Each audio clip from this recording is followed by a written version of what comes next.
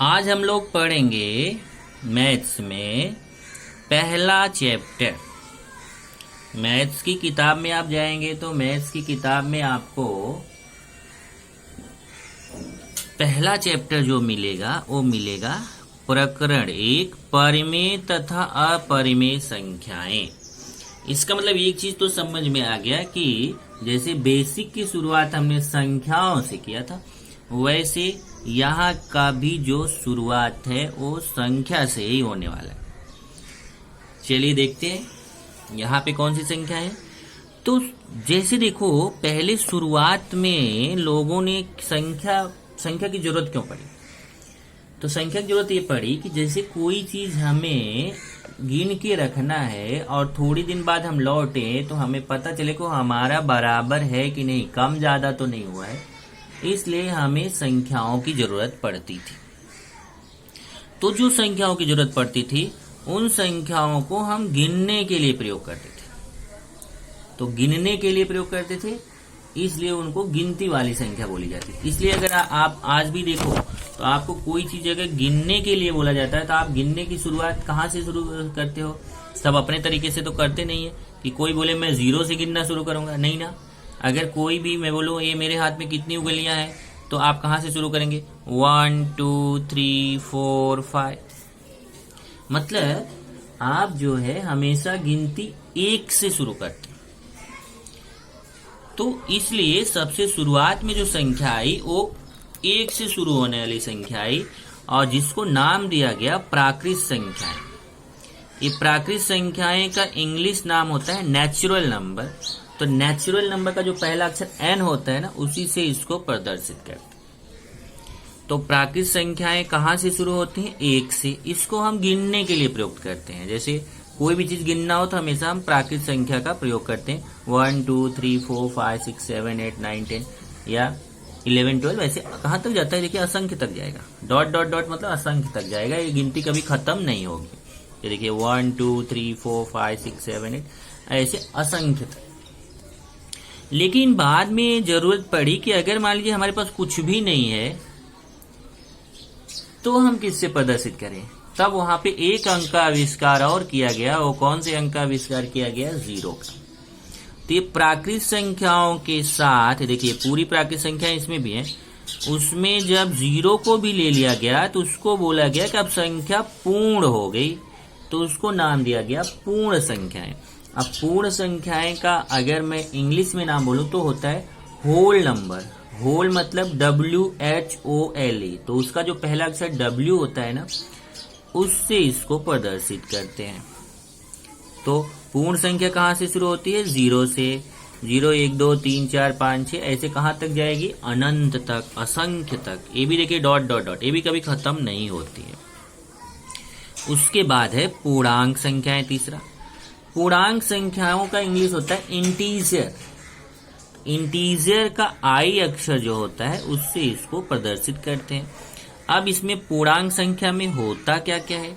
इसमें बैठा रहता है बीच में 0। बीच में कौन बैठा रहता है? 0। और इसके दाईं तरफ अर्थात राइट साइड प्लस में संख्याएं होती है, और इसके बाईं तरफ अर्थात लेफ्ट साइड में माइनस वाली संख्याएं होती हैं। तो पूर्णांक संख्याएं में प्लस संख्या भी होती है, 0 भी होता है, माइनस संख्या भी होती है। तो क्या क्या रहता है इसमें? प्लस संख्या, ये देखिए इसके आगे डॉट डॉट डॉट लगा है, मतलब प्लस संख्या भी कहाँ तक जाती है? अनंत तक। ये माइनस संख्या भी देखिए यहाँ से 1 2 3 4 5 6 ऐसा अनंत तक जाएगा। इधर माइनस संख्या भी -1 -2 -3 -4 डॉट डॉट डॉट अनंत तक ये भी जाएगी। और बीच में कौन बैठा रहता है? 0। अब ज्यादातर यहाँ एक बहुत बढ़िया सा आपको नॉलेज दे दूं कि बहुत सारे लोग सोचते हैं कि 0 जो है वो प्लस वाली संख्या है। तो ऐसा नहीं है। ये 0 बीच में रहता है ना, तो 0 बोलता है ना मैं आपका दोस्त हूं ना मैं आपका दोस्त हूं। ये 0 क्या कहता है? ये प्लस वाली संख्या को बोलता है आपका भी दोस्त नहीं, और ये माइनस वाली संख्या को बोलता है आपका भी दोस्त नहीं। इसलिए 0 को बोला जाता है 0 ना तो धनात्मक होता है और 0 ना ऋणात्मक होता है। इसलिए अगर आपसे कोई ऐसा पूछे कि बताइए ऐसी कौन सी संख्या होती है जो न तो धनात्मक होती है न ऋणात्मक होती है। तो आप तुरंत बता देना कि 0 ऐसी संख्या होती है जो न तो धनात्मक होती है न ऋणात्मक। लेकिन ध्यान रखना 0 के सामने कभी भी माइनस नहीं लगाया जाता, तो ये न तो प्लस माना जाता है न माइनस। तो यहां तक तो आपने पीछे की क्लास में पढ़ा है। अब हम आते हैं परिमेय संख्याएं। ये देखिए, अब थोड़ा सा संख्या अभी तक तो था ही, समुद्र में हम घूम ही रहे थे, लेकिन और समुद्र में और अंदर जाएंगे। और चौथे प्रकार की संख्या है परिमेय संख्याएं। अब परिमेय संख्याएं क्या होती है जरा देखिए। m/n इस स्वरूप वाली संख्या को परिमेय संख्या कहते हैं। मतलब बट्टे में रहेगी वो संख्या। कैसे रहेगी? बट्टे में। अगर कोई संख्या बट्टे में है तो उसको क्या बोलेंगे? परिमेय संख्या कहेंगे। लेकिन ये ध्यान रखना है कि यहाँ m तथा n पूर्णांक होते हैं। मतलब ये जो m और n का मान है ना, ये देखिए पूर्णांक संख्या है ना, इसी संख्या में से कोई संख्या इसमें आनी चाहिए। इसका मतलब m और n की जगह पे माइनस वाली संख्या ले सकते हैं, प्लस वाली संख्या ले सकते हैं या 0 ले सकते हैं। तो संख्या बटे में होनी चाहिए, लेकिन m और n की जगह ये पूर्णांक वाली संख्या ही ले सकते हैं। मतलब m और n की जगह पे या तो माइनस वाली संख्या ले लो या 0 ले लो या प्लस वाली संख्या। लेकिन एक जगह थोड़ा सा बता दिया, परंतु n शून्येतर संख्या होनी चाहिए। शून्येतर का मतलब क्या होता है कि शून्य के इतर, मतलब शून्य को छोड़कर। इसका मतलब n की जगह पे शून्य को छोड़कर कोई संख्या होनी चाहिए। जो नीचे है ना, नीचे कभी भी 0 नहीं आना चाहिए। ये देखिए, मैथ्स में आप रट्टा मार जाओ कि कभी भी बटे में 0 की हमेशा इज्जत करनी चाहिए आपको। उसको हमेशा ऊपर बैठा के रखो, ठीक है भैया। नीचे उसको कभी मत लो, क्योंकि अगर उसको नीचे लिए तो उसका कोई मतलब नहीं होगा। उसको बोला जाता है कि वो अभी तक उसको ज्ञात ही नहीं किया जा सका है। अगर बटे में 0 है तो उस मान को हम पता नहीं कर सकते। तो इसका मतलब ऊपर 0 आ सकता है पर नीचे 0 नहीं आ सकता। तो ऊपर क्या क्या आ सकता है? ऊपर माइनस वाली संख्या आ सकती है, 0 आ सकता है, प्लस वाली संख्या आ सकती है। तो ऊपर तीनों आ सकता है, माइनस वाली संख्या भी आ सकती है, 0 भी आ सकती है, प्लस वाली संख्या भी आ सकती है। परंतु नीचे या तो माइनस वाली संख्या आ सकती है या प्लस वाली संख्या आ सकती है, परंतु नीचे 0 नहीं आ सकता है। तो ऐसे जो बटे वाली संख्या रहती है उसको बोलते हैं परिमेय संख्या। इसे Q से प्रदर्शित करते हैं। अब परिमेय संख्या का थोड़ा ध्यान रखना कि परिमेय संख्या का इंग्लिश होता है रैशनल नंबर। तो रैशनल नंबर के R से प्रदर्शित करना चाहिए, लेकिन इसको R से न प्रदर्शित करके Q से प्रदर्शित करते हैं, क्योंकि R से एक हम बाद में पढ़ेंगे रियल नंबर, वास्तविक संख्या, उसको R से प्रदर्शित करते हैं।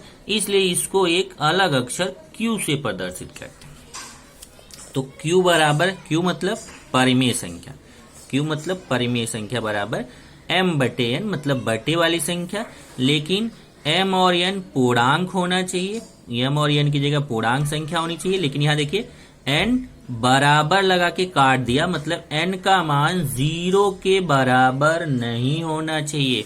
मतलब नीचे जो n वाला मान है वो कभी भी 0 नहीं होना चाहिए। अब यहाँ क्या बोला? ध्यान रखिए कि दो परिमेय संख्याओं के मध्य असंख्य परिमेय संख्याएं होती। अब देखिए, कोई भी दो परिमेय संख्या लीजिए, उसके बीच में हमेशा असंख्य संख्याएं होती हैं। जैसे अगर मैं देखूं, जैसे यहाँ देखिए संख्या रेखा, अगर मैं बोलूं 0 और 1 के बीच में कितनी संख्या है, तो आप बोलेंगे 0 और 1 के बीच में कोई संख्या आती नहीं है। हाँ, 0 और 1 के बीच में कोई पूर्णांक संख्या नहीं आती है, लेकिन 0 और 1 के बीच में परिमेय संख्या कितनी आती है? असंख्य परिमेय संख्या। 0 और 1 के बीच में कितनी परिमेय संख्या? असंख्य। तो इसका मतलब कोई भी, केवल 0 और 1 की नहीं, कोई भी दो संख्या ले लो, 1 और 2 के बीच कितनी संख्या आएंगी? असंख्य परिमेय संख्या आएंगी।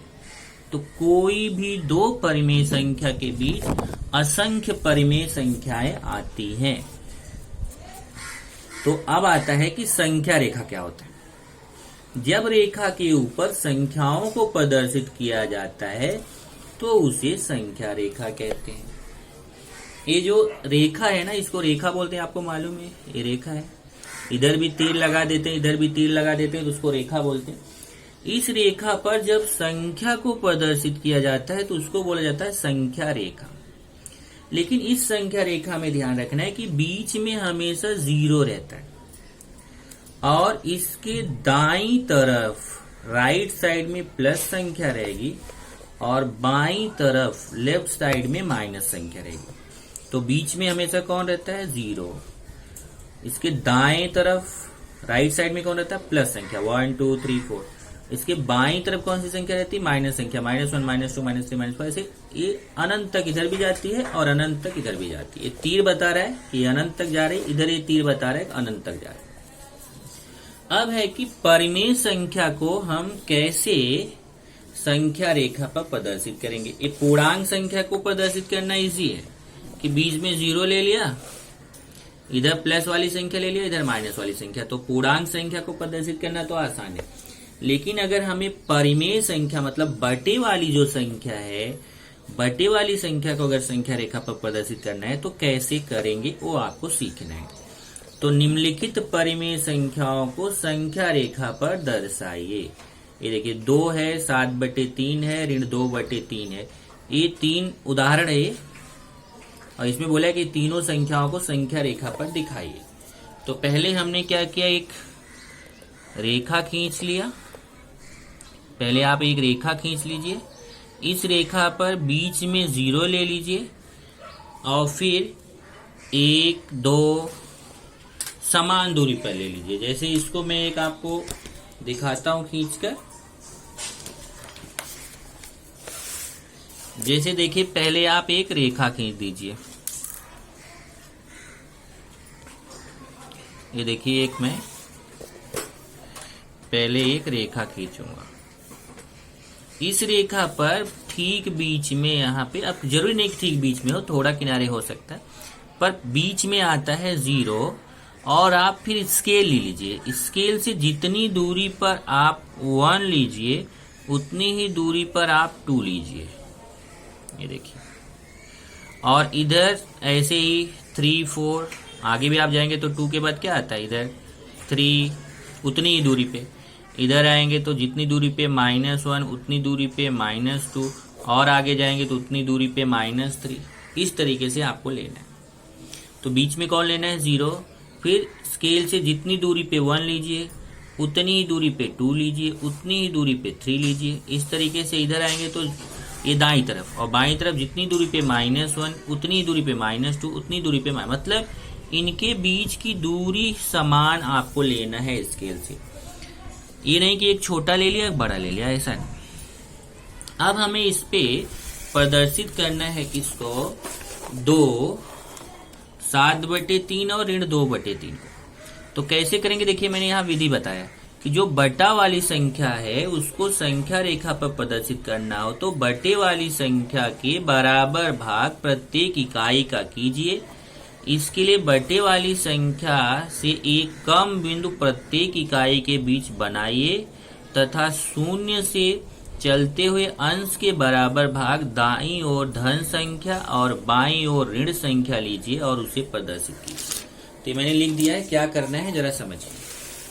जैसे यहाँ देखिए संख्या है, मैं यहाँ पे भी लिख देता हूँ। अब इसमें अगर 2 क्या क्या प्रदर्शित करना है आपको? 2 को प्रदर्शित करना है 7/3 को ऋण 2/3।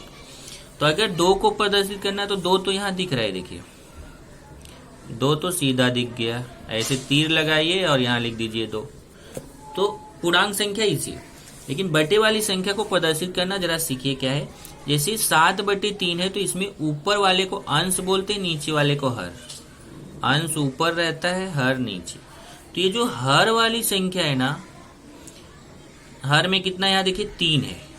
तो आपको प्रत्येक ये जो इकाई भाग है इसके 3 भाग करने हैं। जैसे 0 और 1 के बीच 3 भाग करो, 1 और 2 के भी बीच 3 भाग करो, 2 और 3 के बीच 3 भाग करो, ऐसे -1 -2 के बीच 3 भाग करो, 0 -1 के बीच 3 भाग करो, सबके बीच आपको 3 भाग करना है। अब 3 भाग करने के लिए उससे एक कम बिंदु आपको लगाना है। जैसे अगर देखिए, अगर 3 भाग करना है तो 2 बिंदु लगाइए, एक कम। 4 भाग करना है तो 3 बिंदु लगाइए। 5 भाग करना है तो 4 बिंदु लगाइए, एक कम। 3 है तो उससे एक कम 2, 4 है तो उससे एक कम 3 बिंदु, 5 है तो उससे एक कम 4 बिंदु। अगर 10 है हर में तो आप उससे एक कम 9 बिंदु लगाइए। तो यहाँ देखिए कितना है 3, तो मैं सबके बीच में 2-2 बिंदु लगाऊंगा और बराबर दूरी पे। जैसे देखिए 0 और 1 के बीच में मैं 2 बिंदु लगाऊंगा, 1 2। ऐसे 1 और 2 के बीच, अब देखिए मैंने 2 बिंदु लगाया तो इसका 3 भाग हो गया। इधर देखिए हमने 1 2 2 बिंदु लगाया तो इसका 3 भाग हो। देखिए 1 2 3। ऐसे 1 और 2 के बीच 3 बिंदु लगाइए, 1 2 2 बिंदु लगाइए तो 3 भाग हो गया, 1 2 3। 2 और 3 के बीच भी ऐसे लगाइए, 1 2 1 2 3 भाग हो गया। इधर आइए 0 और -1 के बीच लगाइए, 1 2 1 2 3 भाग हो गया। बिंदु 2 लगा रहे हैं, भाग 3 हो रहे हैं, 1 2 1 2 3। ऐसे ही -2 -3 के बीच में 1 2 बराबर है। तो आप कभी भी ध्यान रखिए, यहाँ हर में जितनी संख्या है उससे एक कम कर दीजिए, एक माइनस कर दीजिए। जैसे 3 है तो उससे एक कम करिए तो 2 बिंदु सबके बीच लगा दीजिए। 0 और 1 के बीच 2 बिंदु, 1 और 2 के बीच 2 बिंदु, 2 और 3 के बीच 2 बिंदु। इधर भी आइए 0 और -1 के बीच 2 बिंदु, -1 -2 के बीच 2 बिंदु, -2 -3 के बीच 2 बिंदु। और फिर अब यहाँ से हमेशा आपको ध्यान रखना है कि 0 से गिनती शुरू करना। यहीं से आपको अगर प्लस में चलना है, अगर प्लस वाली संख्या है तो दाईं तरफ जाइए, माइनस वाली संख्या है तो बाईं तरफ जाइए। अब जैसे मुझे 7/3 को प्रदर्शित करना है तो मैं अंश में देखूंगा 7 है, अब मैं 7 संख्या तक जाऊंगा। यहाँ से 0 से चलना शुरू करूंगा। देखिए यहाँ से गिनती करूंगा, यहाँ मैं खड़ा हूं अभी, 1 2 3 4 5 6 7। ये देखिए 7वां बिंदु यहाँ मिल गया, इसको ऐसे गोला बना दिया और यहाँ लिख दिया 7/3। अब हमें -2/3 करना है तो मैं इधर जाऊंगा बाईं तरफ। कितनी संख्या? 2 संख्या। 0 से चलना शुरू करूंगा, 2 स्थान जाऊंगा। चलिए यहाँ 0 से चलना शुरू करूंगा, 2 स्थान, 1 2, ये 2 स्थान गया, यहाँ पे पहुंच गया और इसको तीर लगा के लिख दिया -2/3।